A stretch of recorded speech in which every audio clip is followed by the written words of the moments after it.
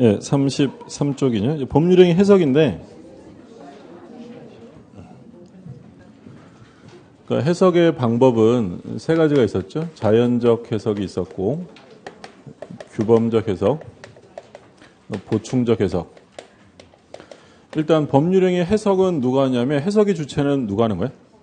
법원이 해석하는 거고, 그 해석의 방법은 세 가지인데 자연적 해석은 누구 입장에서 하는 거냐면 표의자 입장에서 해석한다고 했고, 규범적 해석은 상대방의 입장이고요. 보충적 해석은 제3자 입장에서 한다라고 했죠.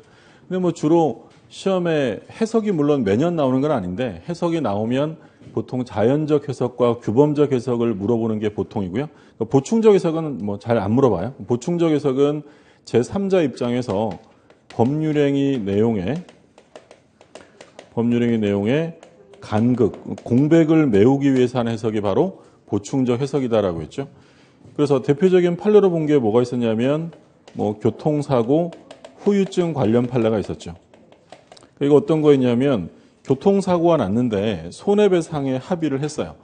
그래서 이제 더 이상 달라고는 안 하겠다라고 민형사상의 책임을 묻지 않겠다는 청구 포기각서를 제출했는데 나중에 예상치 못한 후유증이 발생해서 영구 장애 상태가 온 거죠. 근데 처음에 배상 합의할 때 후유증 합의가 있었다는 거예요, 없었다는 거예요? 없었다. 그게 이제 뭐냐면 간극이 있었다는 거죠. 그러니까 요 간극을 메워내는데 누구 입장에서 하는 거냐면 제3자, 일반인 입장에서 보는 거예요. 그래서 우리 판례는 그 영구장애 상태가 왔다면 추가적인 배상을 해줘야 한다라고 판시한 거죠. 그럼 시험에 나오면 제일 많이 나오는 게 바로 자연적 해석인데 이 자연적 해석으로서 시험에 가장 많이 출제가 됐던 건 바로 오표시 무해 원칙이죠. 그래서 오표시 무해 원칙은 판례 가지고 내는데 갑이 을하고 갑이 소유하는 X 토지에 대한 매매 계약이 체결됩니다. 근데 문제는 계약서를 쓸 때는 갑이 소유하고 있는 Y 토지의 계약서가 작성이 된 거죠. 그러니까 지금 갑이 X 토지와 Y 토지를 가지고 있고요. 이게 100번지, 101번지인데 두 사람은 100번지를 둘러보고 이 땅을 사고 팔겠다고 합의를 한 거예요. 근데 계약서는 실수로 101번지라고 잘못 적었다는 거죠. 그럼 계약이 성립되는 건 100번지예요, 101번지? 100번지. 당연히 X 토지의 계약이 성립이 되고 이건 글자를 잘못 쓴 것에 지나지 않기 때문에 아무런 영향을 주지 않습니다. 이게 오표시 무해 또는 오표시 무효라는 말을 쓰죠. 근데 이제 문제는 계약서를 잘못 쓰는 바람에 등기가 Y 토지 등기가 이전이 된 거죠. 그러면 을 앞으로 이전된 Y 토지 등기는 유효예요, 무효예요? 이거 무효죠, 무효. 등기가 유효하려면 등기에 부합하는 실체 관계가 있어야 되는데 Y 토지는 계약을 체결한 바가 없기 때문에 이 등기는 실체 관계가 없는 원인 무효의 등기가 돼요. 그런데 Y 등기가 을에게 있는 바람에 병이라는 사람이 Y가 을 건 줄 알고 매수해서 Y 토지 등기를 병이 이전을 받았다. 그러면 병이 을의 등기를 믿고 샀다면 병은 소유권을 취득할 수 있어요, 없어요? 없다라고 했죠. 등기의 공신력을 인정하지 않기 때문이죠. 그러면 이제 갑이 취할 수 있는 조치는 뭐라고 했냐면 을과 병을 상대로 각각 일단 등기 말소를 구하는 건 무슨 토지예요? Y 토지겠죠. 그렇죠? Y 등기가 무효니까 Y 토지의 등기를 말소하라라고 청구할 수 있고요. 근데 X 토지는 계약이 유효하게 성립했기 때문에 X 토지를 이전할 의무는 그대로 남아 있다라고 했죠. 그럼 현재 Y 토지의 소유자는 누구예요? 갑에게 있는 거고 X 토지 소유자도 역시 갑이죠. 왜냐하면 매매 계약을 했는데 아직 X 토지 등기를 하지 않았기 때문에 소유권은 갑에게 있고 소유권을 넘겨줄 의무가 있다라는 거죠. 그리고 조심하시라고 했던 건 오표시 무해에서 착오를 이유로 취소할 수 있다라고 하면 틀려있죠. 이거 나올 수 없다고 했죠. X 토지에 관해서 착오가 있어요, 없어요? 없죠. 두 사람은 X 토지에 대한 완전한 의사합치가 있으니까 착오가 없고 그리고 Y 토지를 착오 취소한다는 말은 더더욱 안 된다고 했죠. 왜냐하면 계약을 취소한다 또는 무효가 된다라고 하려면 계약이 이미 성립이 됐어야 되는데 Y 토지 계약은 성립된 바가 없기 때문에 취소라는 말을 쓸 수 없다라고 했죠. 이게 이제 5표시 무효에서 가장 전형적으로 출제되는 판례고요. 그러면 자연적 해석은 표의자 입장에서 하는 해석이니까 자연적 해석이 전형적으로 작용하는 곳은 일단 어디에 나올까요? 표의자만 보면 되니까. 상대방 없는 단독행위죠. 상대방이 있으면 상대방 고려해야 되는 거고, 그리고 신분행위. 가족법상 행위의 경우에는 당사자의 진위가 절대적으로 존중이 되고요. 그리고 당사자가 진위를 안 경우죠. 진위를 알았다라고 하면 중요한 건 표시가 아니라 의사가 중요해요. 근데 상대방이 표의자의 진위를 알지 못했대요.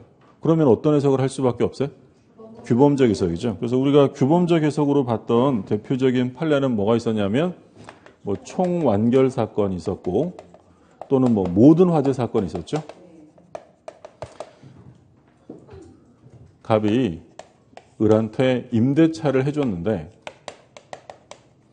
임대차를 해주면서 모든 화재에 대한 책임은 임차인이 부담한다라고 특약을 한 거죠. 근데 실제로 이 건물에서 화재가 발생이 됐는데 이 화재가 발생된 원인이 불가항력으로 인한 것이었다. 그러면 여기에 모든 화재에 불가항력으로 인한 화재가 포함되느냐, 이게 문제였죠. 그러니까 만약에 당사자의 의사가 불가항력은 빼기로 한다라고 했었다면, 그런 의사가 있었다면 당연히 포함되지 않는 거예요. 근데 이건 서로의 의사가 지금 같아야 달라요. 그러니까 임대인은 모든 화재니까 다 포함한다고 하는 거고, 임차인은 아무리 모든 화재라도 불가항력은 빼야 한다는 거죠. 그러면 서로의 생각이 다르면 중요한 건 뭐가 중요해? 표시, 문구 그대로 해석한다고 했죠. 그러면 모든 화재니까 불가항력이 포함된다라고 했어요. 그 얘기고. 그게 이제 규범적 해석에 관한 내용이에요. 그래서 주로 자연적 해석을 언제 하는지, 규범적 해석을 언제 하는지를 구별해서 내는 게 기본이니까 확인해 두시고, 문제 한번 볼게요. 6번 문제, 33쪽에 6번. 갑은 을 소유의 X 토지를 임차하여 사용하던 중 이를 매수하기로 을과 합의하였으나 계약서에는 Y 토지로 잘못 기재하였다. 지금 보시면 똑같은 사례인데, 그럼 계약은 어디에 성립이 된 거예요? X 토지죠. 자, 옳은 것입니다. 1번. 매매 계약은 X 토지에 대하여 유효하게 성립한다. 정답이죠. 2번.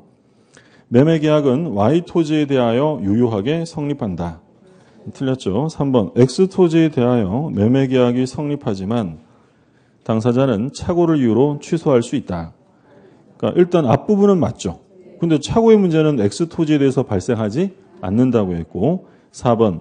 Y 토지에 대하여 매매 계약이 성립하지만 당사자는 착오를 이유로 취소할 수 있다.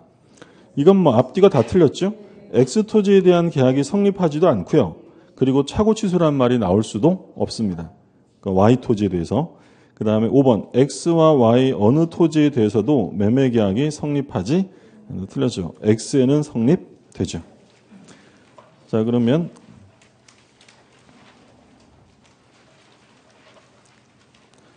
39쪽 계속 볼게요. 39쪽 18번. 법률행위 해석에 관한 설명 중 틀린 것입니다. 1번. 법률행위 해석은 표시행위의 객관적 의미를 밝히는 것이다. 이게 해석의 원칙이요. 그 표시가 표현하고 있는 객관적 의미를 탐구하는 것이 원칙이고요. 2번. 법률행위 해석은 의사표시 해석의 문제로 귀결된다. 왜냐하면 법률행위의 필수 요소가 뭐예요? 의사표시죠. 그럼 법률행위를 해석한다는 건 결국 의사표시를 해석하는 문제로 간다는 것이고, 3번. 오표시 무의 원칙은 자연적 해석의 전형적 형태이다. 그렇고요. 4번. 임의 규정이 없을 경우에 당사자가 기도하는 목적이 해석의 기준으로 된다. 4번은 틀렸죠. 4번은 뭘 말하냐면 해석의 기준을 말해요. 해석의 기준은 어떻게 되죠? 순서가? 목, 사, 임, 신 이렇게 되잖아요.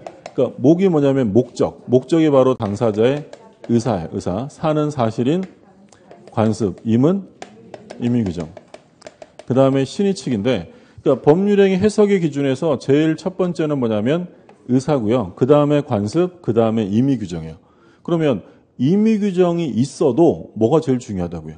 의사. 근데 지문에 지금 뭐라고 되냐면 임의규정이 없을 경우에 당사자의 목적이 해석의 기준으로 된다. 틀렸죠? 임의규정이 있어도요. 뭐가 제일 중요하다고요? 목적이 제일, 그게 제일 첫 번째 해석의 기준이 되고요. 그 다음에 5번. 임차인이 모든 화재에 대하여 책임을 부담하기로 한 경우에 있어서 모든 화재란 불가항력으로 인한 경우를 포함하는 것으로 해석한다. 이게 이제 우리 판례 해석이고요. 규범적 해석이고, 다음 페이지 19번. 다음 중 자연적 해석을 하는 경우가 아닌 것입니다. 답은 1번이겠죠. 해제는 뭐예요? 상대방 있는 단독행위죠. 상대방 있는 단독행위니까 이때는 기본적으로 표시된 객관적 의미를 탐구하는 것이지 자연적 해석을 하는 경우가 아니고, 그러니까 자연적 해석은 저기 나온 것처럼 상대방이 없거나 또는 가족법상 행위, 진의를 안 경우죠. 2번의 혼인, 가족법상 행위고요. 그리고 3번, 4번은 상대방 없는 행위고요. 5번에 표의자의 진의를 상대방이 안 경우, 이런 경우에 자연적 해석을 하죠. 자, 20번. 옳은 것으로 짝지은 건데 사례를 보시면 갑은 자기 소유 X토지에 대하여 을과 계약을 체결하였으나 X토지 지번 등의 착오를 일으켜 Y토지에 관하여 을 명의로 이전 등기를 해주었다. 지금 나온 사항 똑같은 거죠. 기억. 갑과 을 사이에는 의사표시의 불합치로 인하여 매매계약이 체결되지 않았다. 틀렸죠? X토지의 계약이 체결되었습니다. 니은. 갑과 을 사이에는 X토지에 관하여 매매계약이 성립하였다. 그렇죠? 디귿. 갑과 을 사이에는 Y토지에 관하여 매매계약이 성립하였다. 틀렸고요. 리을. Y토지에 대한 을 명의의 소유권 이전 등기는 무효이다. Y 등기는 무효죠. 미음. 갑은 Y토지 매각에 대한 의사표시를 취소할 수 있다. 계약이 성립하지도 않았기 때문에 취소할 수 있다는 말 안 돼요. 틀리고요. 비읍. 선의의 병이 을로부터 Y토지를 매수하여 소유권 이전 등기를 마쳤다면 유효하게 소유권을 취득할 수 있다. 등기의 공신력을 인정하지 않기 때문에 병이 선이라 하더라도 권리를 취득할 수 없죠. 그래서 옳은 지문은 니은과 리을 이렇게 되겠고요.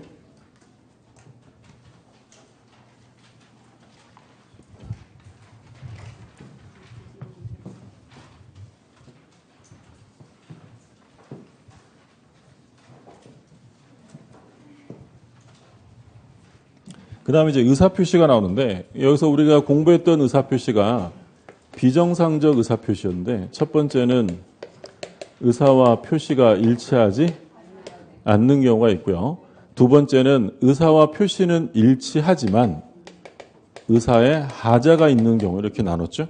그러면 의사와 표시가 일치하지 않는 경우는 세 가지가 있었는데, 비진의 표시, 통정 허위 표시, 그 다음에 착오.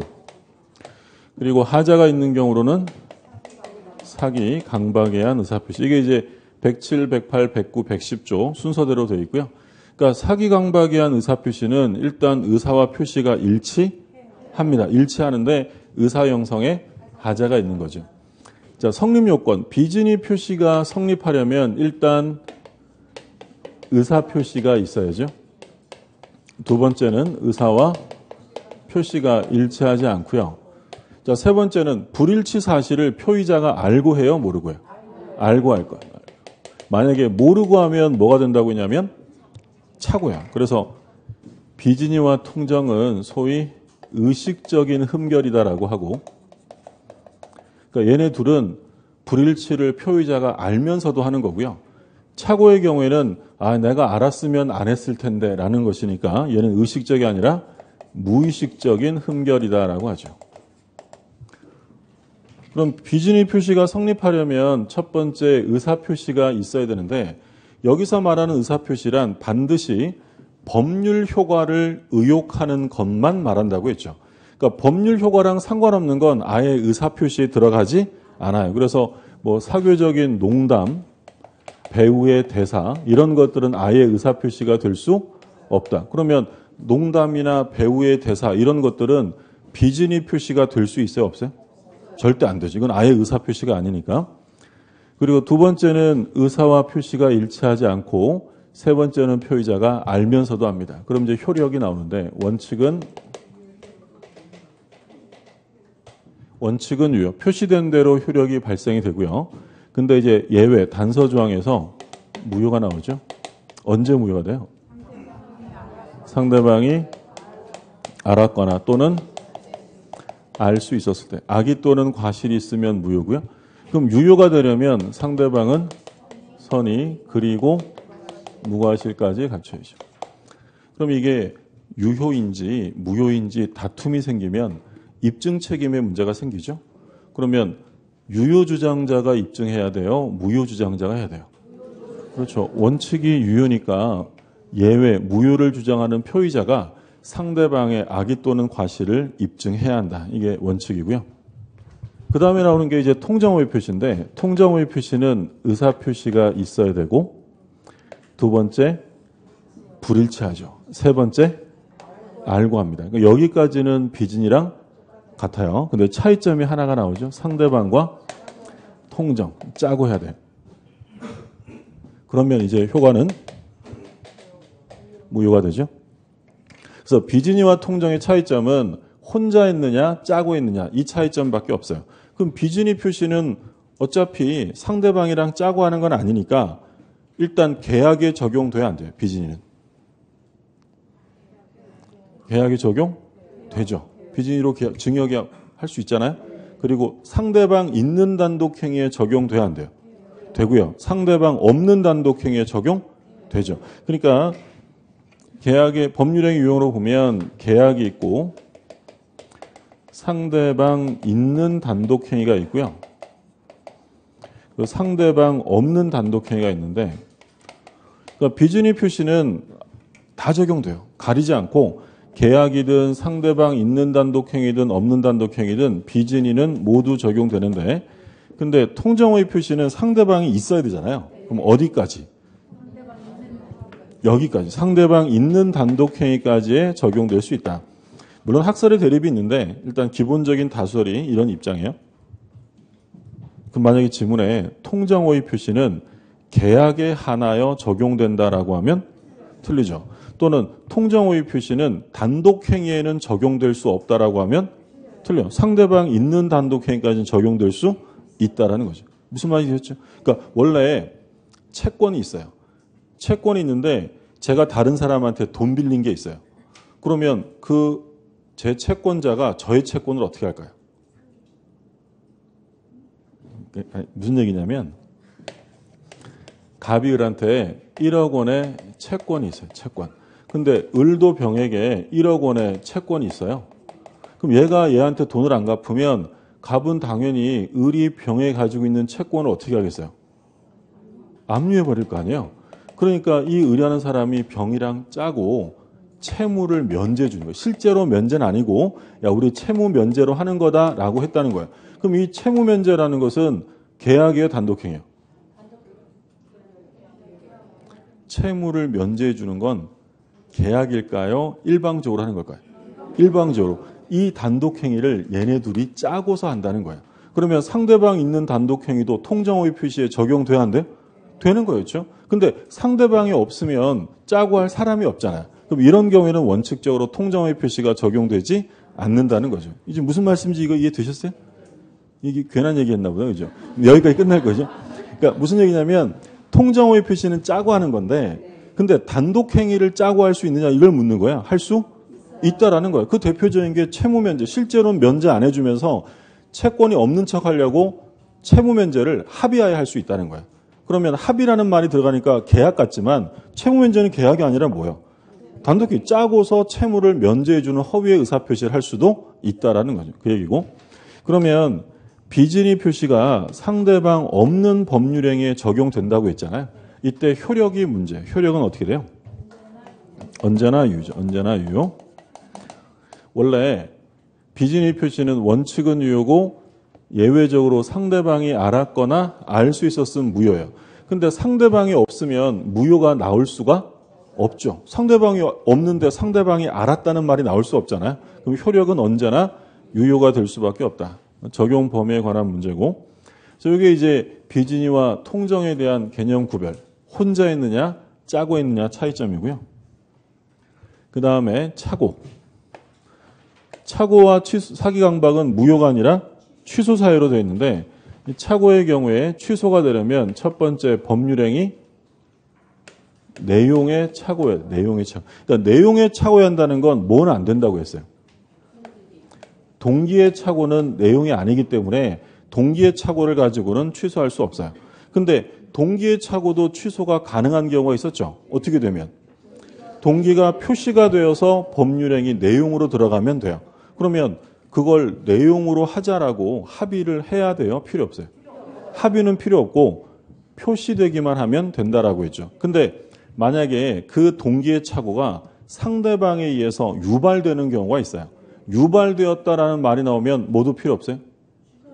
표시 여부를 묻지 않아요. 여기까지 정리하셔야 돼요. 다시 원칙, 동기의 착오는 취소할 수 없어요. 근데 언제 가능하냐면 표시되면 돼요. 표시하면 되지 합의까지 할 필요는 없다라고 했죠. 그런데 만약에 상대방이 유발시켰다라고 하면 그때는 모두 필요 없다고요. 표시 여부도 묻지 않습니다. 그리고 중요 부분에 해당이 돼야죠. 근데 아무리 중요해도 뭐가 있으면 안 돼요. 중과실. 중과실이 없어야죠. 이런 요건을 갖추면 취소할 수 있다. 중요 부분인지 아닌지는 누가 입증해요? 취소를 할 사람, 표의자가 중요 부분을 입증해야 돼요. 취소를 막으려는 상대방이 중요 부분이 아님을 입증해야 돼요. 원래 계약이 정상적으로 성립이 됐어요. 성립이 되면 자유롭게 취소할 수 있는 게 원칙이에요? 취소할 수 없는 게 원칙이에요? 당연히 없는 거죠. 그럼 누가 입증해야 될까요?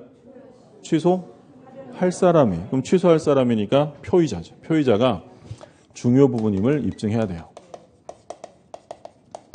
이 착오가 나의 의사결정에 중대한 영향을 미쳤다. 이런 사실을 입증해야 되고요. 그러면 이게 입증되면 취소가 가능해집니다. 그럼 상대방은 그걸 막으려면 뭘 입증해야 돼요?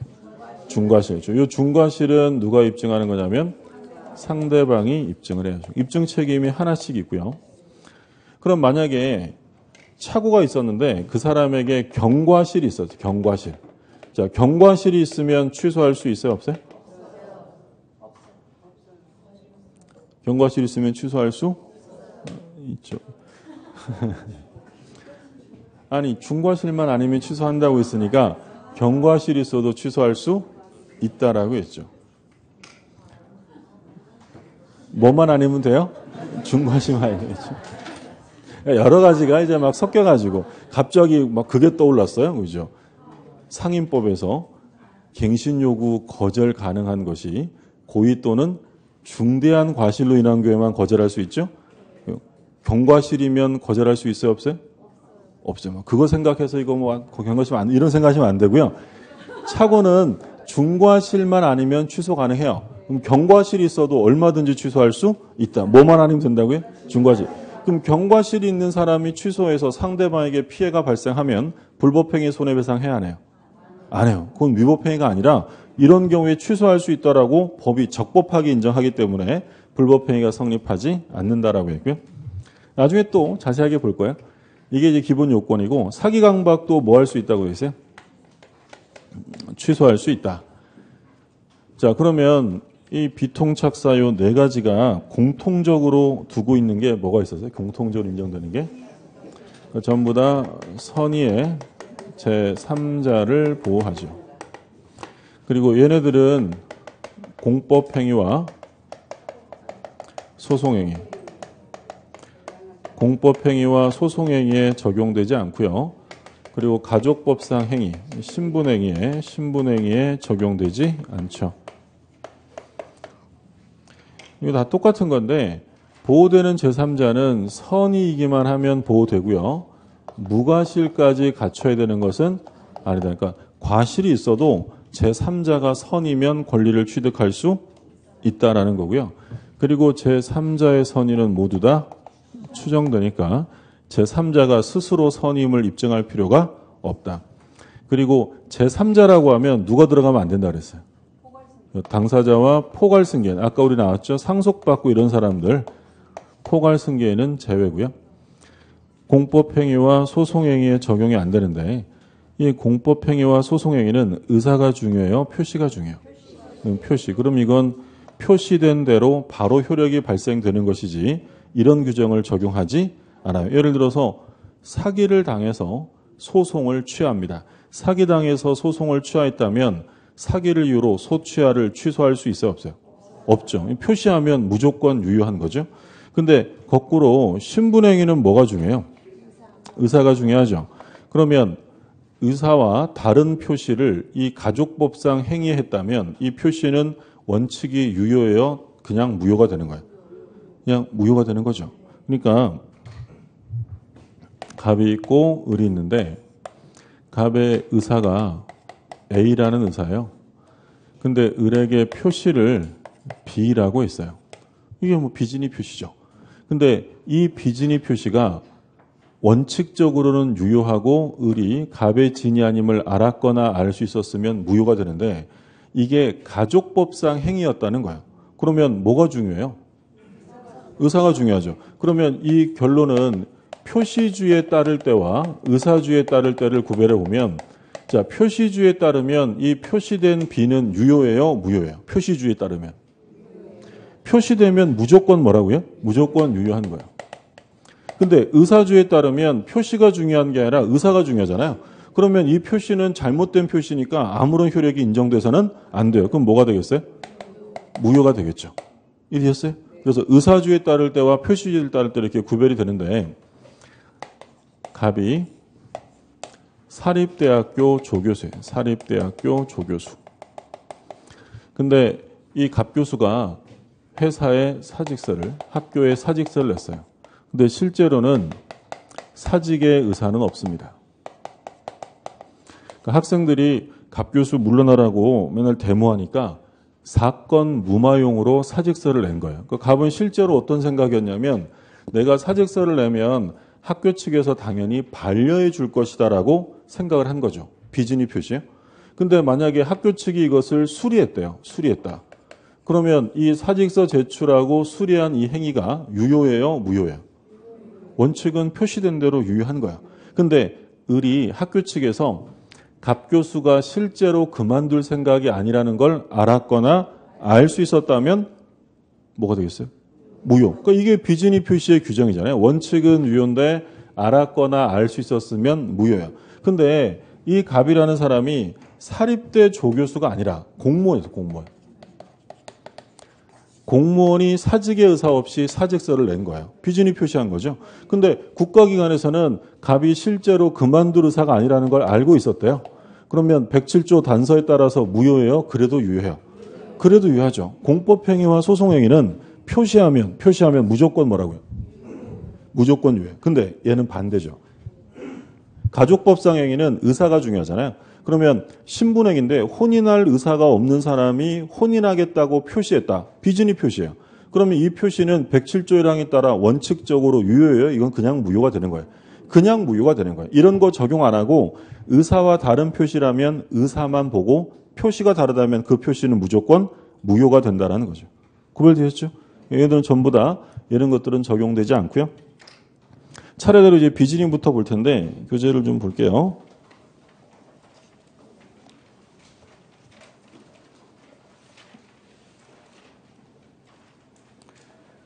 (49쪽에)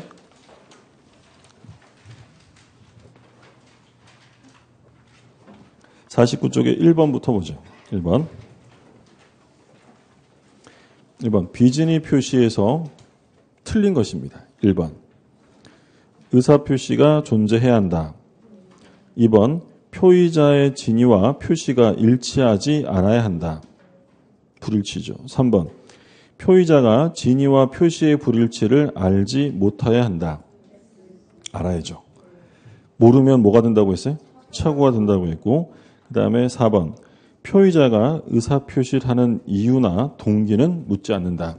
그러니까 이유나 동기는 의사표시하고 상관없어요. 그런 건 묻지 않고. 5번 진이란 특정한 내용의 의사표시를 하고자 하는 표의자의 생각을 말한다.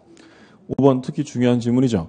그러니까 진이란 진정으로 바라는 것, 원하는 것을 의미하는 게 아니니까 바라는 걸 보는 게 아니라 실제로 하고자 할 생각, 이 특정한 내용의 의사표시를 할 생각이 있었는지가 바로 진이다. 그러니까 실제로는 증여하고 싶지 않았는데 어쩔 수 없이 이게 최선이다라고 생각하고 증여했다면 이 증여는 진이에요, 비진이에요? 진이에요. 그러니까 원하진 않았지만 증여한다는 의사가 있었다라는 거죠. 그러면 그건 진이에 해당이 되고요. 그 다음에 2번. 갑은 증여의 의사가 없으면서 을에게 토지를 증여하는 표시를 하였다. 비진이 표시했다는 거고요. 그 토지를 을이 병에게 매도한 경우 병이 토지 소유권을 취득할 수 없는 경우는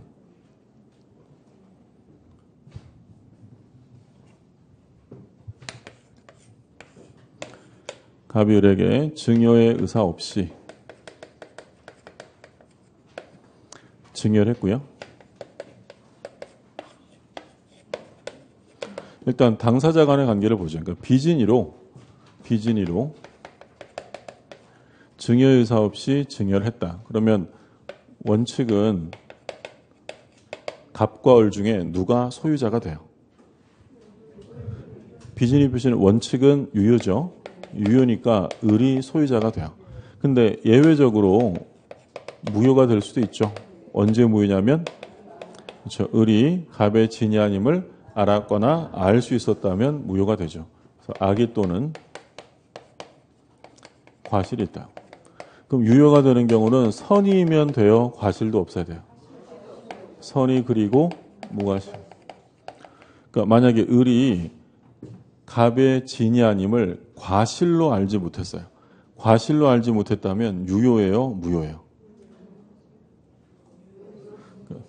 을이 갑이 비진이 표시했다는 것을 과실로 알지 못했대요. 유효예요? 무효예요? 우리 과실로 알지 못했다는 걸 다른 말로 하면 뭐라 그랬죠? 알 수 있었다는 거예요. 그럼 알 수 있었다면 유효예요? 무효예요? 무효죠, 무효.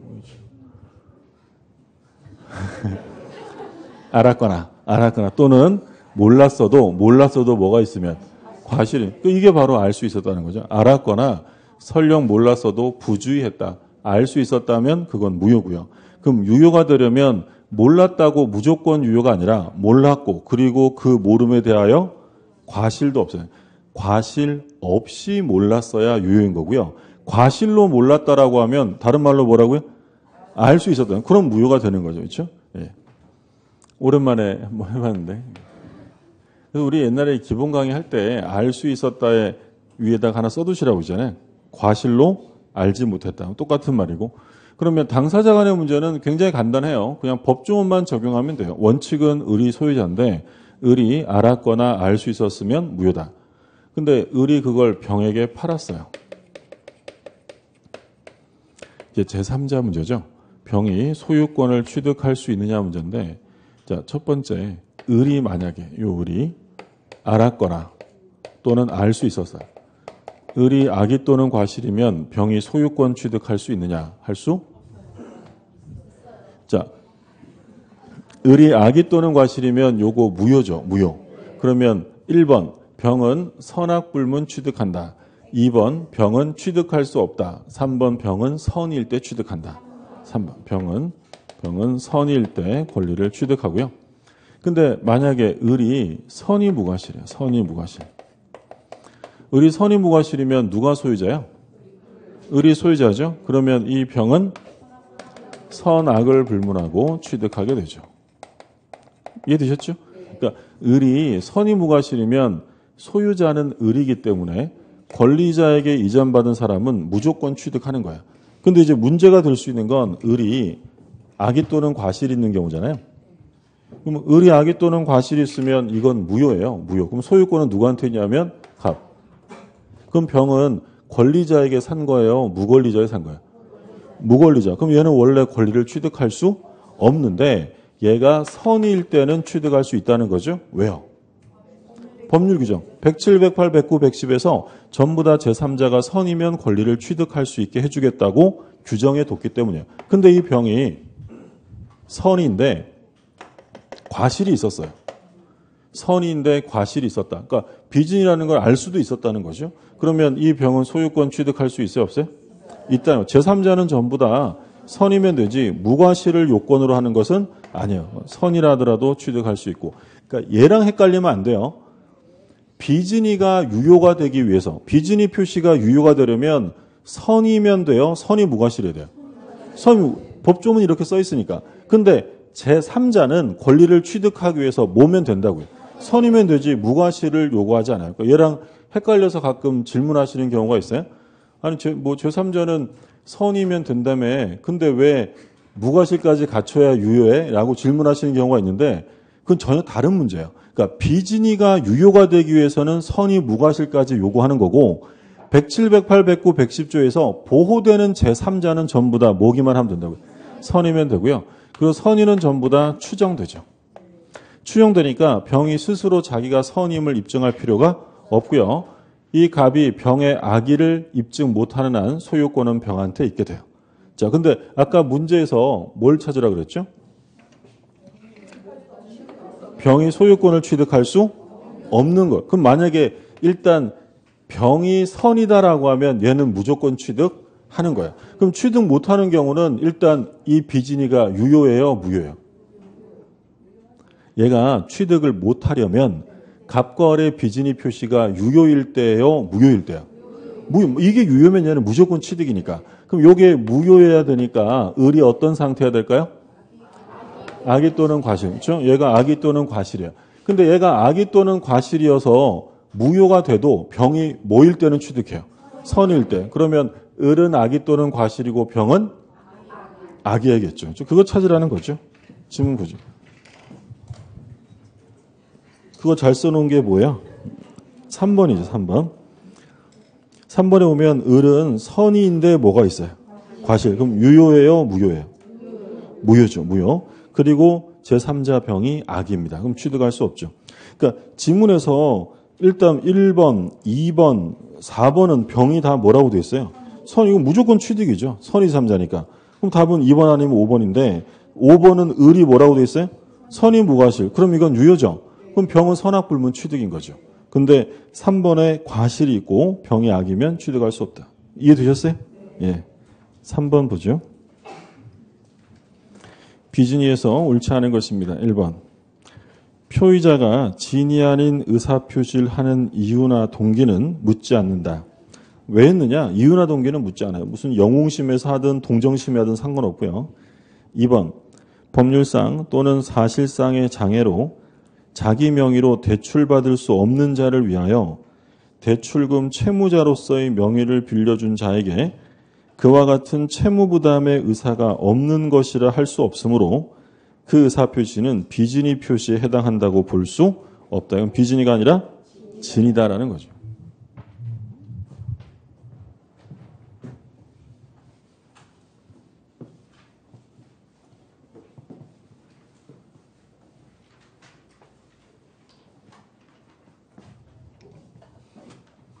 자, 많이 보셨던 판례인데 그 A라는 금융기관 상호 신용금고가 있었고요.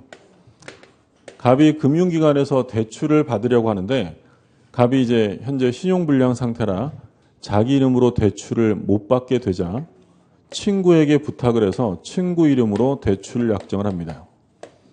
그러니까 이 을은 채무자로서의 명의를 이름을 대여해 준 거죠. 근데 이제 문제가 생긴 건 갑이 돈을 못 갚으니까 금융기관이 을을 상대로 대출금 반환을 청구합니다. 그러자 을이 뭘 주장했다는 거예요? 비진이다. 나는 채무 부담할 의사 없이 이름만 빌려줘서 대출 약정을 한 거니까 이 대출 약정은 비진이 표시다라고 주장한 거예요. 그런데 이 사건에서 우리 법원은 채무자로서 명의를 대여해 주었다면 채무 부담의 의사가 있다는 거예요, 없다는 거예요? 있다는 거예요. 그러면 이게 대출은 비진이가 아니라 진이에 해당되니까 당신이 돈을 갚아야 한다라고 하는 거죠. 근데 여기서 조심하실 점은 뭐였냐면 이 금융기관이요. 을이 채무 명의를 대여해 주었다는 걸 알고 있었대요. 악이었다. 그러면 이 대출 약정은 유효해요, 무효해요? 만약에 이 대출 약정이 비진이었다면 상대방이 알았거나 알 수 있었으면 뭐가 돼요? 무효가 되죠. 근데 이건 비진이가 아니라 진이니까 얘가 알든 모르든 무조건 대출 약정은 유효가 될 수밖에 없다는 거예요. 무조건 돈 갚아야 되는 거죠. 그러니까 혼동하시면 안 돼요. 이게 얘가 알았을 때 무효가 되는 건 비진이 이미 인정돼야 무효가 되는 거고요. 비진이가 아니라 진이니까 무조건 이건 무효가 아니라 유효가 된다. 관련 판례로 본 게 사립학교 판례 봤잖아요. 그러니까 사립학교법상 학교 법인의 이름으로는 돈을 못 빌려요. 근데 학교가 돈이 필요한데 법인 이름으로 돈을 못 빌리니까 교직원들이 명의를 대해 주는 거예요. 그러니까 교직원 이름으로 돈을 빌렸고요. 근데 돈을 빌려준 사람도 실제로 돈 쓰는 사람은 교직원이 아니라 학교라는 걸 알면서 빌려줬어요. 근데 학교가 나중에 돈을 못 갚았습니다. 그럼 교직원이 책임져야 돼, 안 돼요? 져야 돼요. 그 얘기는 바꿔서 말하면 이건 비진이가 아니라 진이기 때문에 설령 채권자가 이 사람이 명의되어 했다는 걸 알고 있다 하더라도 무효예요, 유효하다는 거예요. 무조건 유효하다는 거죠. 근데 얘랑 비교되는 판례가 있었죠? 금융기관이 뭐 한 거예요? 똑같아요. 상호신용금고가 양해했다. 금융기관이 양해했다라고 하면 그건 뭐라 그랬어요? 통장호의 표시가 되니까. 이 갑이라는 사람이 금융기관에서 대출을 받는데 동일인 대출 한도가 초과되어서 더 이상 갑의 이름으로는 대출금이 안 나와요. 그래서 어떻게 할까 이랬더니 금융기관이 뭐라고 하냐면 당신 친구를 데려오면 당신 친구는 형식상의 주채무자로 내세울 뿐 채무 부담을 지우지 않겠다고 뭐 했다고요? 양해했다는 거예요. 그래서 대출 약정이 맺어졌다. 뭘 양해했는지 주의하셔야죠. 뭘 양해했냐면 얘는 형식상의 채무자고 이자에게 채무 부담을 지우지 않겠다고 양해한 거야. 그러면 대출 약정을 했는데 채무 부담이 없는 대출이에요. 이 대출은 허위예요. 근데 혼자 했어요? 다 같이 했어요? 다 짜고 한 거죠. 그럼 이거 뭐가 되냐면 통정 허위 표시로 무효다라고 했죠. 꼭 구별해 두세요. 거의 유사한 사례인데 금융기관이 양해했다는 말이 없어요. 양해했다는 말이 없으면 뭐예요? 진이에요. 진이니까 무조건 선의하기 묻지 않고 무조건 유효고요. 양해라는 말이 나오면 통정허위 표시, 통정허위 표시로 무효가 된다라는 점. 자, 계속 보죠. 3번. 49쪽에 3번에 3번인데 비진이 표시에 의한 재산권 이전에서 상대방이 재산권을 취득하기 위해서는 선의면 족하고 무과실까지 요구하진 않는다. 자, 이 3번이요. 제3자 취득을 묻는 거예요. 상대방의 관계요. 상대방. 그럼 비진이 표시가 상대방과의 관계에서 유효하려면 선의면 돼요? 선의 무과실이 돼요? 선의 무과실이 한다는 거죠. 만약에 제3자라고 물어봤으면 제3자는 선이면 되는 거예요. 3번 틀렸고 4번. 제3자와 관련하여 선악의 입증 책임은 표의자가 진다. 표의자가 악의를 입증해야죠. 왜냐하면 제3자의 선의는 전부 추정되니까. 5번. 상대방 없는 법률행위에 대하여 비진이 표시를 하면 언제나 유효다. 그러니까 비진이 표시는 상대방 있는 단독이든 없는 단독이든 다 적용되는데 없으면 언제나 유효죠. 자, 기출문제 하나 보죠.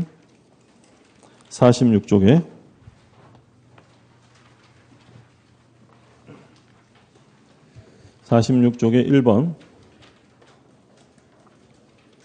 틀린 것인데요.